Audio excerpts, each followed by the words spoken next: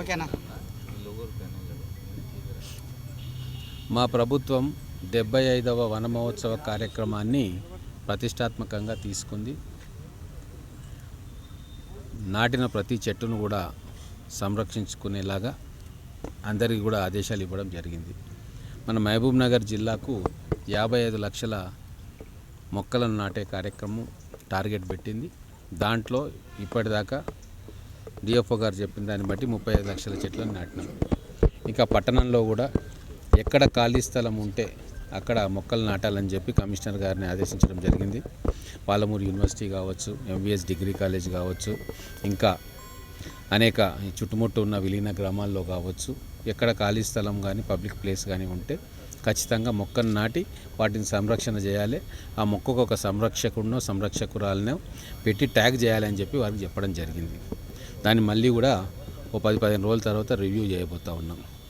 అలాగే పట్టణ వాకర్స్ నుంచి కానీ మిగతా పట్టణంలో చాలామంది వ్యక్తుల నుంచి కూడా ఒక కంప్లైంట్ వచ్చింది. గతంలో ప్రభుత్వాలు నాటిన మోనోకార్పస్ అనే చెట్టు ఊపిరితిత్తులకు సంబంధించిన వ్యాధులను పెంపొందించే లక్షణాలు ఉన్నాయి కాబట్టి వాళ్ళకు శ్వాస రోగాలు వస్తున్నాయని చెప్పి వాళ్ళ అనుమానం ఉంది.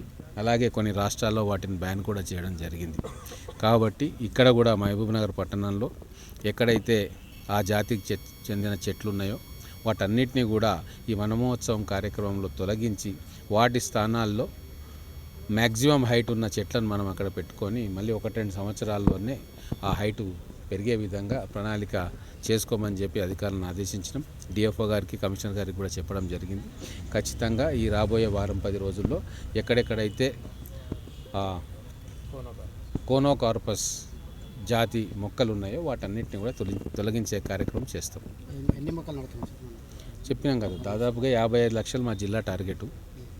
దాంట్లో అన్ని డిపార్ట్మెంట్లకు కూడా ఆ టార్గెట్ను విభజించడం జరిగింది. ఇంటింటికి కూడా 5-6 మొక్కలను వాళ్ళకి ఇస్తూ ఉన్నాం.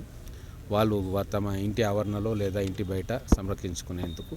అట్లా ప్రతి కాలేజు, ప్రతి ప్రభుత్వ స్థలము, ఓపెన్ స్థలము, పార్కుల స్థలంలో కూడా మొక్కలు నాటే కార్యక్రమం జరుగుతూ ఉంది. ఖచ్చితంగా ఉమ్మడి జిల్లా వరకు మేము 55 లక్షల టార్గెట్ను పూర్తి చేయాలని చెప్పి అనుకుంటా ఉన్నాం.